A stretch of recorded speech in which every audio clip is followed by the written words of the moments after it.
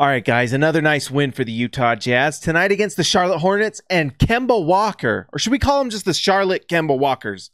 This is the Utah Jazz postgame show on the Hoops Nerd channel. Kemba Walker, 47 points. The rest of the Charlotte starters, 6 points. Unbelievable how Kemba is able to score. Regardless of who's on the floor, he's able to just get points no matter what. Really, honestly, phenomenal. I don't know if I've ever seen anything like that. 2 Charlotte starters tonight had 0 points.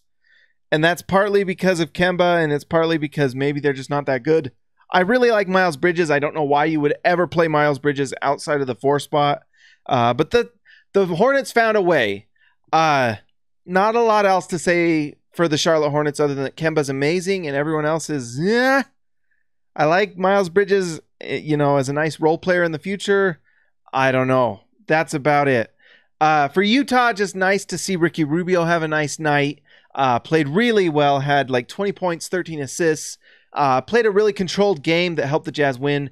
Donovan Mitchell and Rudy Gobert is an elite duo. They are the modern day Stockton and Malone for Utah. Everything about the Jazz should be built with those two in mind. When they're on the floor, great things happen. It really is the difference. And tonight, the Jazz were missing Korver, Favors. Neto actually ended up playing, who was in concussion protocol. Really missed kind of Favors and Korver in that second unit. Korver for that spacing and obviously the shooting.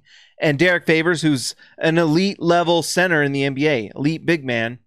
And the Jazz just struggle on second units. The nice thing about tonight, though, was that when the starters came in, Rubio, Mitchell, Gobert, the Jazz took care of business and won. Gobert is just so dominant. It's just incredible how much he affects games. Honestly, just watching the game, once Gobert leaves and once he comes back on, it's like night and day sometimes. Epe didn't have his best game tonight. It looked like one of those nights where his hands were a little concrete. It seemed like he had kind of gotten over that he could catch the ball pretty well. Tonight, it looked like he had those concrete hands again. Just didn't have a very good night. And none of the Jazz bench really, scored. I was really rooting for George and Yang. We had the podcast yesterday on SLC Punk's podcast. Go look it up to learn about the Jazz and listen to me talk about the Jazz for longer amounts of time with Michael Lohman. Talked about George and Yang. I was rooting so hard for him to make buckets tonight and just missed 3 threes. He'll make them, though. Guys, not a lot else to say tonight. Maybe Kemba Walker will come to the Jazz. Did you see Donovan Mitchell make a little comment to Kemba at the end? We'll see what that was. I'm going to replay it and watch and try to read lips. But wonder if he said something like, "Come to Utah, Kemba, if you want to win." Because that's what we do in Utah is we win. But anyways, guys, like and subscribe this video. I will talk to you next game.